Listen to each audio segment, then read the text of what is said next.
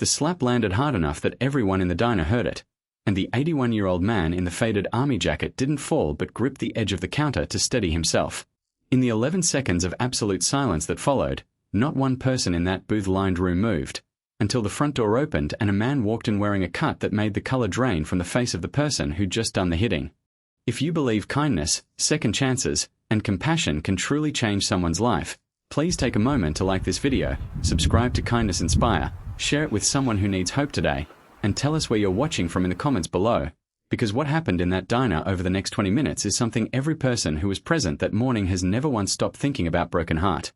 The old man's name was Augustine Pruitt, 81 years old, a Korean War veteran and retired ironworker who had eaten breakfast at the same counter stool at Delia's Diner in Knoxville, Tennessee every Tuesday and Thursday morning since 1987, a streak interrupted only twice, once for a knee replacement and once for his wife's funeral 14 years earlier.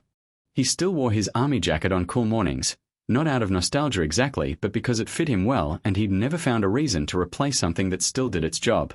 His hands had the particular thickened quality of a man who had spent 40 years on structural steel, and he held his coffee mug the same way he'd held tools for most of his adult life, with a grip that was completely unconscious and completely certain. The young man who had hit him was perhaps 24, the kind of person who moved through spaces as though measuring how much disruption they could generate before meeting resistance, and who had found, in this particular Tuesday morning at this particular diner, what appeared to be very little. He had come in loud, demanded immediate service from a waitress who was handling 4 other tables, and when Augustine, without looking up from his eggs, had said quietly that there were other people waiting and a little patience went a long way, the young man had turned and delivered a backhand to the side of the old soldier's face with the casual confidence of someone who had never once faced a consequence that arrived faster than he could outrun it. He had misjudged the morning considerably. The waitress, a 32-year-old woman named Darlene who had worked at Delia's for 9 years and had seen most versions of human behavior that a diner counter could generate, stood completely still with a coffee pot in her hand. The other customers, a retired couple in the corner booth, a young woman with a laptop near the window, a man in a contractor's vest reading a folded newspaper, all absorbed what had just happened with the collective held breath of people processing something that their minds were still insisting shouldn't have occurred. Augustine straightened himself against the counter without making a sound. He did not reach for his face. He did not look at the young man. He looked straight ahead at the coffee cups hanging on the wall rack behind the counter with the particular stillness of a man deciding something internally that he was not going to make visible. The young man said something that nobody in the room afterward could agree on the exact wording of, but that everyone agreed carried the specific tone of someone daring the room to respond. Nobody responded. And then the front door opened. The man who walked in was 44 years old, 6 feet 2, with the build of someone who had spent 20 years doing physical work and had never stopped, dark hair going grey at the temples, wearing a leather cut over a plain black shirt with the kind of ease that suggested the cut had been part of his wardrobe long enough that he no longer noticed putting it on. Behind him, visible through the diner's front windows, were motorcycles, a lot of them, parked along the curb in a line that extended past the visible frame of the window in both directions.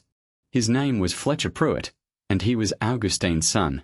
He had come to meet his father for breakfast, as he did every other Thursday, an arrangement they had maintained since Fletcher's mother passed, and the two of them had acknowledged, without discussing it directly, that the Thursday breakfasts were one of the things keeping a certain kind of loneliness from settling permanently into both their lives. He had no awareness of what had occurred 30 seconds earlier. He registered his father's posture at the counter, and then the young man standing near him, and then the quality of silence in the room, and something in his face went very quiet in the specific way that certain people's faces go quiet when they have shifted from one mode of operating to another, and the shift is not yet visible in any single feature but is entirely visible in all of them at once. He walked to his father first. He put his hand on Augustine's shoulder and asked, quietly and without looking anywhere other than at his father's face, whether he was all right. Augustine said he was fine, in the voice of a man who had been fine through considerably worse and was not going to allow this particular morning to be the thing that changed that record. Fletcher's hand remained on his father's shoulder for a moment.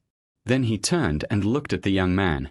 If this story is doing something to your chest right now that you weren't expecting when you started watching, please take a moment to like this video, subscribe to Kindness Inspire, and share it with someone who needs to see that some things still work the way they're supposed to, because the way Fletcher Pruitt handled the next 4 minutes is not what most people would predict, and it is exactly what made this story worth telling. The young man had registered the cut, the motorcycles outside, and the quality of Fletcher's attention, and was performing a rapid internal recalculation that was visible in the slight shift of his weight backward. Fletcher didn't move toward him. He stood where he was, his hand now at his side, and he asked the young man, in a conversational voice, what had happened at this counter in the last few minutes. The young man said nothing for a moment. Fletcher waited. He had the patience of someone who had learned that silence, applied correctly, extracted more accurate information than pressure did. Eventually, the young man said something that attempted to reframe what had occurred, and Fletcher listened to all of it without any change in his expression, and when it was finished he said, simply and without any theatrical weight, that the man at the counter had served in Korea in 1952 and had spent 40 years building the structural steel that held up half the buildings in the city, including probably some that the young man in front of him had walked through without thinking about who put them there, and that whatever had passed between them this morning was going to get corrected right now, in whatever way the young man chose to make that happen. The young man looked at Fletcher. He looked at the windows, where the line of motorcycles remained exactly as it had been. He looked at Augustine, who was still facing forward, still holding his coffee mug, who had not turned around once during this conversation because he didn't need to. The young man apologized. It wasn't an eloquent apology or a graceful one, but it was genuine in the way apologies are genuine when a person has understood with complete clarity that they are not in a position to be anything other than genuine, and Augustine received it with a brief nod that carried more dignity in it than most people manage in their better moments. Darlene refilled Augustine's coffee without being asked. She brought Fletcher a mug without him requesting one. The young man left, and the door swung shut behind him, and the diner settled back into the sounds of an ordinary Tuesday morning in a way that felt slightly more earned than ordinary Tuesday mornings usually did. Fletcher sat down on the stool beside his father, and they ate breakfast together the way they always did, with a particular economy of communication that develops between two people who have known each other long enough that most of what they need to say doesn't require words. Outside, the line of motorcycles sat in the morning light along the curb, their owners drinking coffee of their own from cups Darlene had carried out to them because it had seemed like the right thing to do, and she was a woman who generally did the right thing when she identified it. Before we reach the end of this story, there's something we'd genuinely like you to answer in the comments, because it matters more than you might think. When you picture the moment Fletcher walked into that diner and saw his father's posture at the counter, what do you think he felt in that first second before anyone spoke?